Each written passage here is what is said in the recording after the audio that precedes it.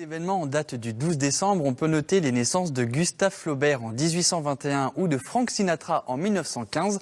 Le 12 décembre 2017 sera maintenant marqué par la présence de notre invité d'honneur sur ce plateau, Xavier Abadie. Bonjour Xavier, bonjour, bienvenue avec un petit cadeau. Oui, voilà, donc je m'appelle Xavier Abadie, je suis artisan volailler à Milan dans le Gers. D'accord. Et je suis venu avec deux cadeaux, deux surprises. Ah bon? Voilà. Okay. Alors d'abord, un béret pour vous, parce que je pense que vous avez une tête à béret. J'ai une tête à béret. En direct du marché de Mirande. Je sais pas si je le mets bien par contre. En pointe. En pointe, d'accord, voilà. En pointe comme ça. Ouais, c'est très bien. Bienvenue. Ouais. Bien, non, je fais pas l'accent. Voilà. C'est naze cet accent en plus. Et une poule gasconne. Voilà, une poule gasconne. Hier on avait un chien, Voilà. Maintenant on a une poule aujourd'hui. Voilà. Oh bonjour mademoiselle, elle a un petit nom? Non. On peut peut-être l'appeler, je sais pas moi, ça c'est comme vous voulez. Oxymatine. Oui, voilà, Comme ça, ça va très bien. Voilà, comme ça son petit nom c'est Occitanie, Oc. Bon alors Xavier et Oc sont nos invités aujourd'hui dans 9h50 le matin. Bonjour et bienvenue. Notre invité aujourd'hui, vous le voyez, oblige. C'est pour les volailles festives, c'est Xavier Abadie qui est avec nous. Donc, on le disait, c'est une aubaine de nous avoir sur ce plateau, puisqu'on va parler de volailles festives à quelques jours des réveillons de Noël et de Jour de l'An. C'est d'actualité. Ça va être juste l'aubaine. Alors, il faut savoir que pour vous, la volaille est donc générationnelle, hein, parce que vos arrière-grands-parents, déjà, alors vous allez nous expliquer ça, c'était en 1868. Mais oui, c'est-à-dire la ferme de mes parents, voilà, d'origine, a été construite en 1868 quand le train est passé à traverser le Gers et la parcelle sur laquelle la ferme est, c'est Poulogne, ça veut dire le dindon. Donc c'était vraiment, parce que c'était la production traditionnelle dans la ferme du Gers, en fait, de faire de la volaille, et c'est pour ça que voilà, ça a continué de génération en génération. Ils étaient dans la dinde de Noël. Hein, voilà, c'est la dinde. Autrefois, on ne parlait pas de chapon à Noël, on parlait que de dinde. Le chapon a traversé les siècles, il est redevenu à la mode dernièrement, mais c'était la dinde de Noël, tout à fait. Et donc Mirande et l'Astarac, le sud du Gers, et le Gers en général, étaient gros producteurs de dinde fermières pour Noël. Et donc là, le train passe par votre ferme. À côté, oui. Voilà. Passé, et donc là, c'est passé, bien sûr. Fini. Et là, ça a été l'explosion pour l'exploitation de Mais pour les votre agriculteurs, famille. pour nos ancêtres, l'arrivée du train, ça a permis du jour au lendemain de pouvoir expédier sur Paris en 24 heures des produits agricoles en général et nos dindes en particulier fraîches en 24 heures au lieu de 8 jours de diligence. Quoi. Donc c'était, quand on parle de la révolution aujourd'hui du numérique et tout ça, mais on peut imaginer qu'à l'époque de nos arrière-grands-parents, fin du 19e siècle, le train, ça a bouleversé oui, bien sûr. voilà, la manière de vivre, la manière de produire, tout à fait. Vous avez et grandi. De consommer. Comment? Et de consommer. Ah bah oui, bien sûr, oui, c'était le but. C'était le but.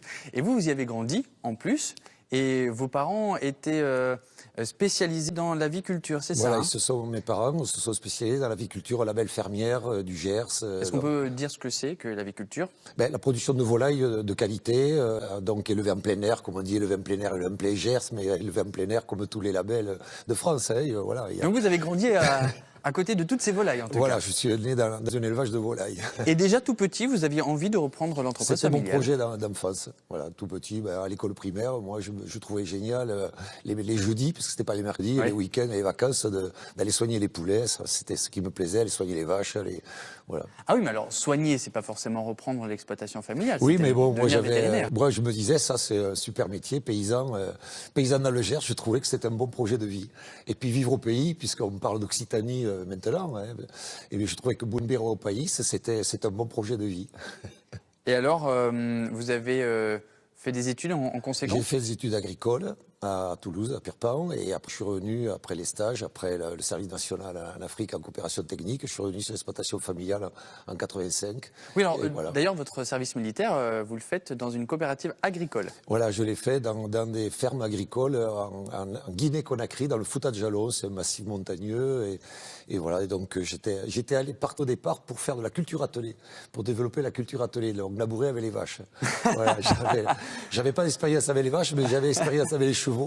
Et voilà, et donc ça a été une expérience super sur le plan humain aussi, parce qu'après derrière, j'ai milité dans une association régionale, Essor, qui n'existe plus aujourd'hui, mais qui continue avec Ecodev, et où on a lutté contre la déforestation en plantant des haies, comme on le fait dans le Gers, c'est repris aujourd'hui par Arbres et Paysages 32. Donc c'était développer l'agroforesterie, l'architecture en terre crue, comme une partie du bâtiment traditionnel dans le Gers est en terre. Voilà, ça a été C'était une aventure extraordinaire en parallèle du métier de paysan, quoi. Et après, donc, vous revenez, vous allez chez Oui. vos parents. Et là, quel métier vous exercez? Parce que vous devenez salarié chez eux. Non, aide familiale. Aide D'accord. familiale, comme tout agriculteur qui veut reprendre l'exploitation familiale, on commence comme aide familiale et puis après on s'installe, on reprend l'exploitation. D'accord. Voilà. Et donc là, j'ai développé ce que faisaient déjà mes parents, la production de volailles festives, donc les dents, les chapons, les poulardes, les poulets labels, les oies prêtes à gaver pour le gavage. Et voilà, donc c'est comme on le voit, voilà, les dendes. Et puis à Noël 89, j'ai commencé à plumer ce que fait aujourd'hui. Voilà, ça c'est le grand virage, Le virage, pour vous. tout à Voilà, fait, le grand ouais. virage pour vous. Voilà.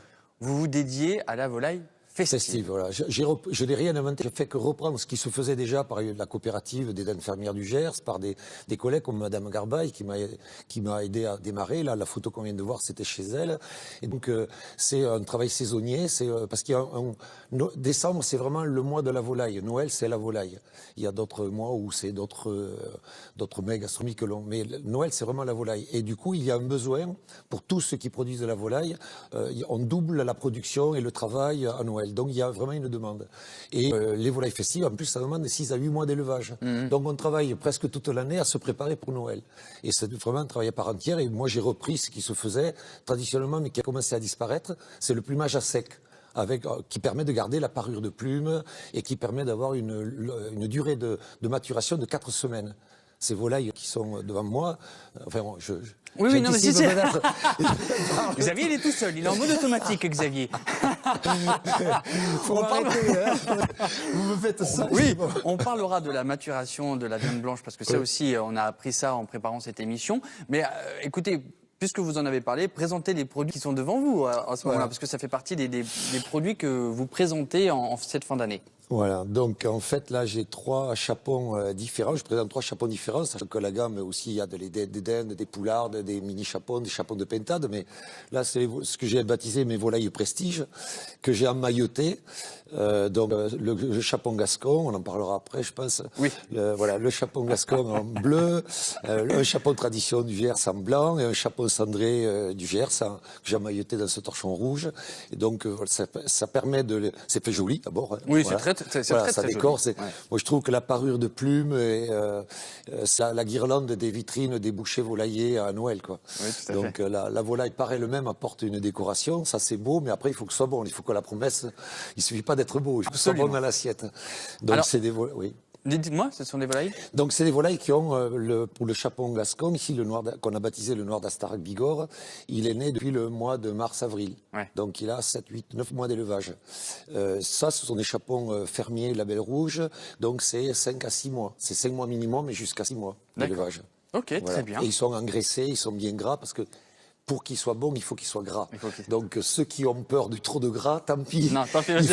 Il faut que ce soit gras pour être bon. Voilà. On en parlera de tout ça, hein, de la maturation de la viande blanche, avec de la manière d'honneur de volaille festive, Xavier Abadi. Alors vous disiez que c'était rare, ça veut dire que votre activité est assez exceptionnelle, vous l'avez dit il y a un instant, donc vous êtes le seul à le faire. Pas le seul, mais très peu en France maintenant à continuer ce qui se faisait autrefois naturellement, c'est de plumer à sec. Alors, qu'est-ce que c'est que ce plumage à sec? Voilà, le plumage à sec, ça veut dire, normalement, quand vous prenez un poulet ou une volaille, vous la trempez dans de l'eau chaude et la plume, ça lève très facilement. Oui. Mais là, du coup, comme on a mouillé la peau, elle ne va pas se conserver longtemps, 15 jours maximum. Alors que nous, on enlève la plume avec des machines, comme des machines à épiler, c'est des disques qui tournent et qui enlèvent la plume sans tremper la volaille dans l'eau. Et du coup, la peau n'a pas été du tout mouillée. Elle n'a pas été effleurée, du coup on garde les arômes de la peau naturelle et le fait de ne pas avoir mouillé la peau permet, et ces plumes sont sèches parce qu'elles n'ont jamais été mouillées, je les ai pas séchées au sèche-cheveux avant de venir aujourd'hui, eh bien elles vont pouvoir conserver 4 semaines, 2 fois plus longtemps. On n'imagine pas qu'une volaille qu'on puisse garder une volaille dans son frigidaire 4 semaines. Eh bien c'est le cas quand on les plume à sec, sauf que ça demande 5 fois plus de main d'œuvre. C'est beaucoup de travail, donc ça coûte un peu cher parce que c'est beaucoup de travail. Et alors c'est bien parce que ça valorise le travail manuel, hein, mais du coup ça coûte plus cher et du coup c'est pour ça que c'est rare. Et nous je me suis débrouillé pour qu'on adapte cette technique ancestrale aux normes sanitaires modernes. Bien sûr. Voilà. Alors parmi les produits que vous proposez chez vous, il y a le mini chapon. Oui. Ça c'est original. Alors ça, il a 20 ans. C'était une idée d'André Daguin. André Daguin, notre ambassadeur, la région locale et nationale, André Daguin, qui était le chef cuisinier à l'Hôtel de France, et qui avait inventé le magret de canard dans les années 60, par erreur, c'est souvent comme ça, c'est par hasard, par erreur qu'on découvre un truc, et qui est devenu le succès qu'on connaît aujourd'hui. Et dans les années 90, à mes débuts, je lui faisais goûter, quand il était encore à l'Hôtel de France, mes volailles, et il me dit, mais essayez de créer un chapon, avec son accent, il est bien votre chapon, mais il est un peu trop gros pour nous les restaurateurs. Avec son accent du rugby. Voilà. Et alors il me disait, essayez de faire un mini chapon, un chapon pour 4 personnes. Donc il fallait trouver une souche naine. Et donc c'est en 97 qu'on a réussi, j'ai trouvé une souche naine. C'est l'oncle maternel, c'est une sorte de famille, les volailles de Noël. C'est l'oncle maternel de ce gros chapon, en fait. Eh bien la mère de ce gros chapon est une poule naine, et son frère, eh bien on l'a chaponné. Et on l'a engraissé aussi longtemps qu'un gros chapon, mais il reste petit, pour 4-5 personnes. D'accord. Voilà. Et c'est comme ça que quelques années après, début des années 2000, avec mes amis de l'école agricole de Saint-Christophe, quand j'étais allé faire une intervention pour parler de chapon, tout ça, ils m'ont dit on voudrait relancer la poule gasconne, la race ancienne qui avait disparu des basses-cours, qui était juste préservée par les sélectionneurs, mais qui n'était plus une poule qu'on mange et qui fait des œufs. Et du coup, le problème, ils me disent, c'est qu'il est petit. Mais je dis, mais ça tombe bien, parce qu'aujourd'hui, il y a de plus en plus à Noël, on fait des réveillons en petits comités. Voilà, en plusieurs morceaux, c'est plus à 15-20 personnes. Il y a toujours des grands réveillons à 10, 15, 20 personnes. Mais il y a beaucoup de réveillons à 5-6 personnes. Et donc c'est comme ça que le mini chapon, il a 20 ans cette année, et c'est comme ça qu'après, derrière, on a décliné avec le chapon gascon. Tout à l'heure, vous avez dit chaponner, ça veut dire quoi? Ça veut dire castrer. C'est une castration, puisque la chimie est interdite, donc c'est une castration, tout simplement. D'accord, Voilà. très bien.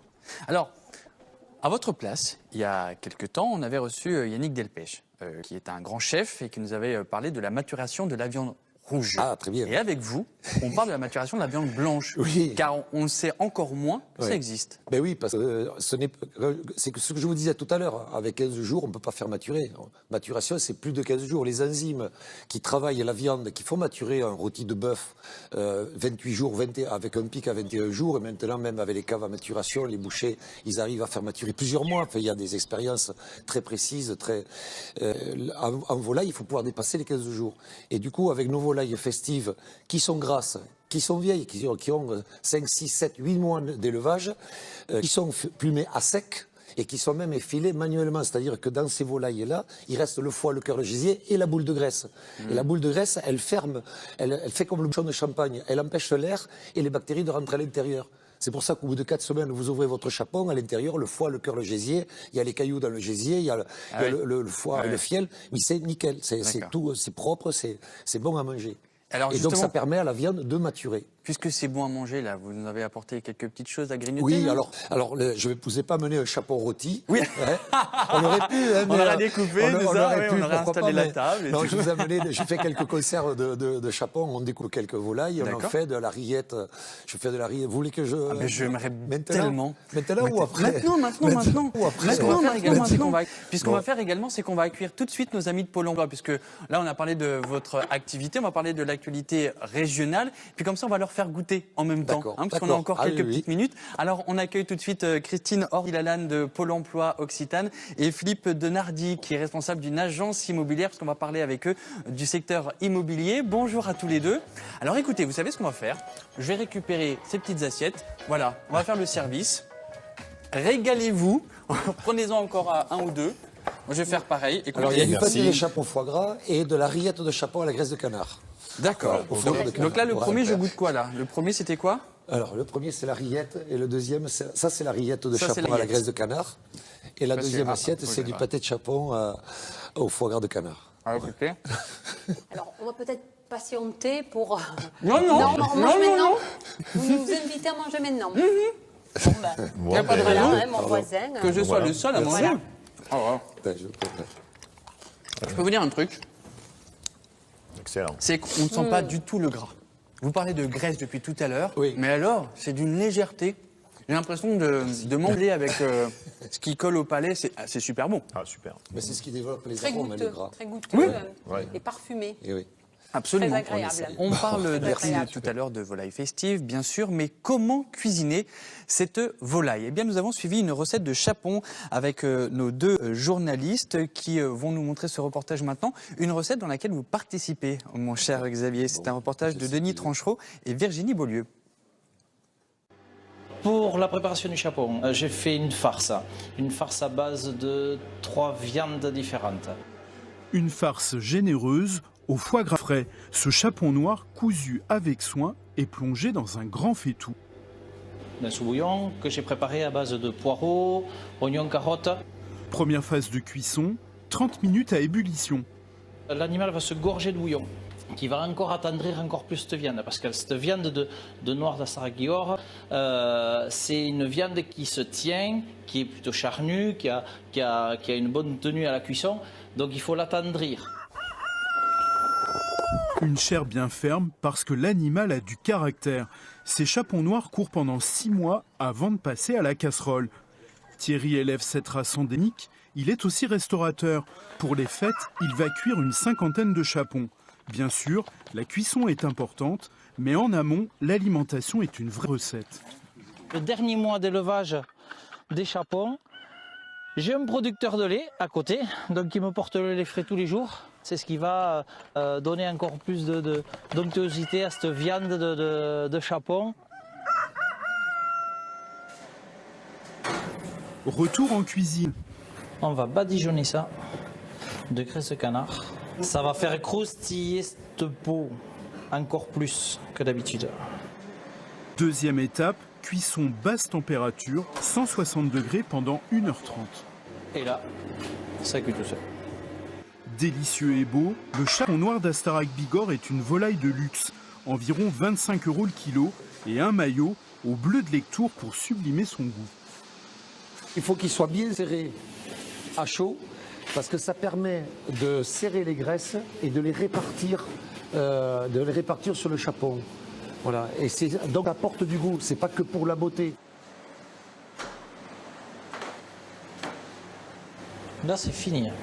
La cuisson est terminée.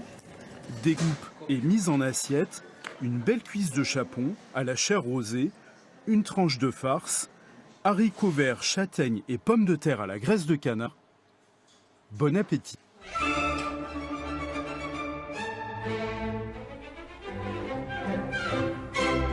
Bon appétit, effectivement, avec cette idée de recette de chapon. Alors, on voyait dans le reportage une cuisson au bouillon, mais je crois que vous avez une autre manière de le cuire.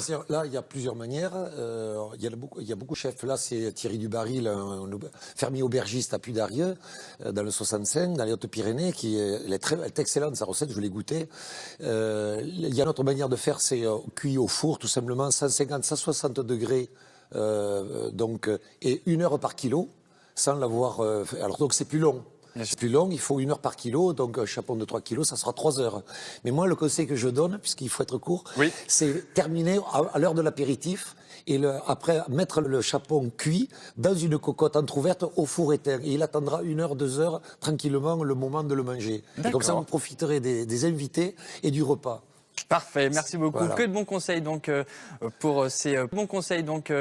pour ces prochains jours, les repas du réveillon. On retrouve tout. Alors Philippe Piton, il est le chef du Rive Droite restaurant gastro à Villecontal-sur-Arros dans le sud du Gers, et il est le président de la Ronde des Mousquetaires, les meilleures tables du Gers. Voilà. Et nous l'accueillons maintenant, Monsieur Philippe Piton. Bonjour. Bonjour. Bienvenue Philippe. Installez-vous. Xavier, on s'est déjà vu tout à l'heure. Alors avec Xavier, vous êtes l'un des fondateurs de cette association Poule Noire d'Astarac Bigorre. Quelle est la mission de cette association? De la mienne.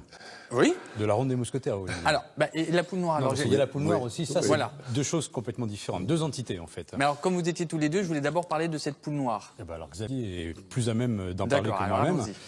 Alors là, pour le Gascon, on a créé cette association et on est allé chercher Philippe qui travaillait déjà le Noir de Bigorre et qui a été tout de suite enthousiaste pour nous dire mais vous avez raison de relancer une telle race.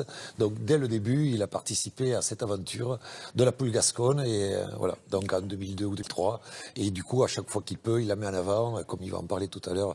Entre autres, par exemple avec les plumes, le livre, voilà. Dans ses recettes. Puisque là maintenant, on va parler de la Ronde des Mousquetaires. Donc quelle est la mission cette fois-ci de cette association? Alors, la mission de la Ronde des Mousquetaires, bon, il faudrait un petit historique sur la Ronde des Mousquetaires. Ça a été créé dans les années 1960-1962 par 3 ou 4 chefs de cuisine qui étaient gersois. André Daguin, Maurice Coscuela, Roger Dufour qui nous a quittés cette année, il y avait Meignier, il y avait des gens comme ça.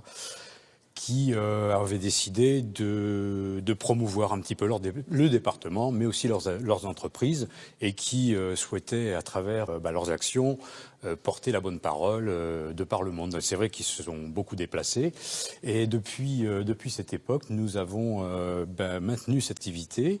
Aujourd'hui, nous sommes très exactement 11. D'accord. Il y a 10 chefs de cuisine, un pâtissier qui est meilleur ouvrier de France, qui s'appelle Philippe Uraca, et ensuite 10 chefs, 8 qui sont des garçons et 2 sont des filles.